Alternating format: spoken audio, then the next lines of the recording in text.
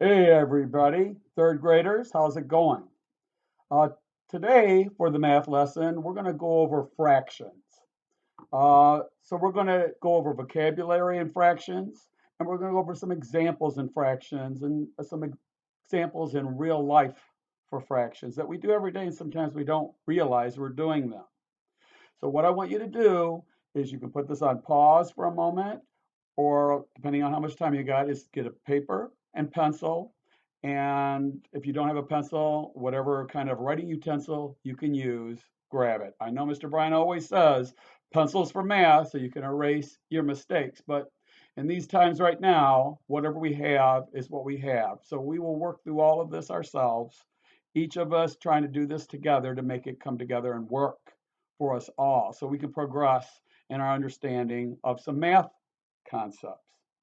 So go ahead and get your pencil and your paper, and we'll be right back.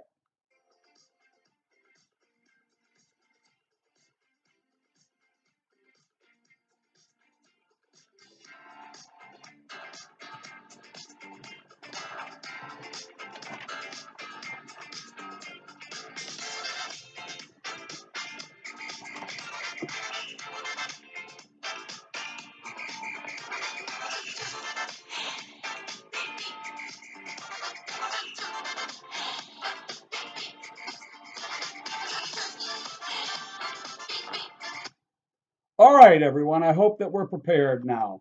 Um, so this isn't going to be perfect. We're all trying our best at this point to try to make this happen as far as our learning, where we're not able to do it close together.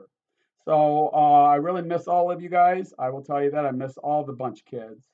But hopefully we'll be able to see each other soon.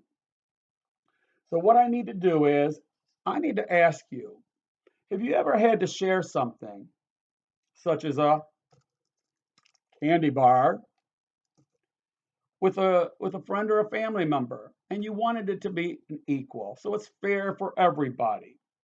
So what we're going to do today is we're going to learn about fractions by exploring different parts of a fraction and using the key vocabulary so when we talk about it, we understand what each other is talking about.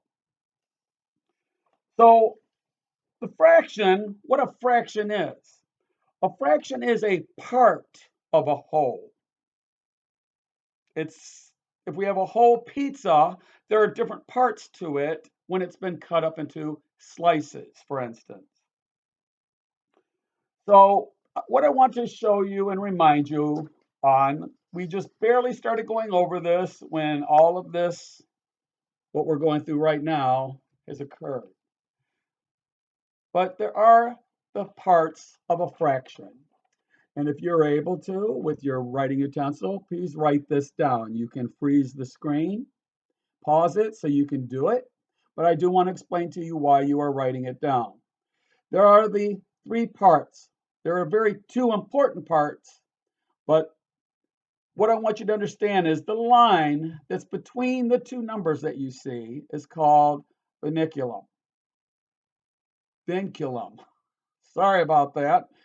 And the top number is the numerator. So the numerator on top is always going to be called the parts of the whole. The denominator, which is the bottom number, is how many parts you have altogether.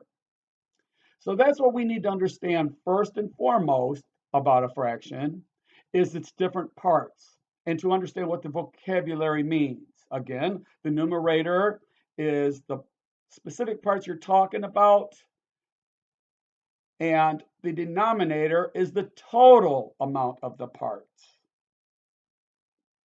So in this instance, how we would say this, we could say it as 7/10 with a THS at the end of the denominator. Or we can say it's 7/10 or 7 out of 10. And that's how we're going to talk about fractions when we are discussing it and when we're going over it. So I want you to understand the numerator and the denominator, and trying to learn to consistently say it the proper way. So the best way I always say about how to say the denominator, the number at the bottom, it's always going to be like your grade levels. So it's just first, second, third, fourth, fifth, sixth, seventh, eighth, ninth, 10th, and you can hear it going on up. So try and get used to the vocabulary so when we discuss it, we'll know exactly what we're talking about. All right. So there are those two parts, the numerator and the denominator. The numerator, again, tells how many pieces were used from the whole of whatever we're talking about, while the denominator tells us how many pieces there are total in the whole of something.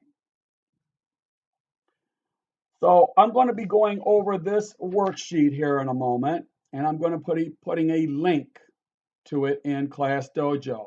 So you can look for this there, and I will also be sending this in for work packets for students that are unable to do this with the internet or on a technology advanced component, such as a computer, desktop, laptop, a tablet, and even a phone. But these will be actual paper packets, part of that, if you want to pick them up at school. And we will be talking about these in a moment.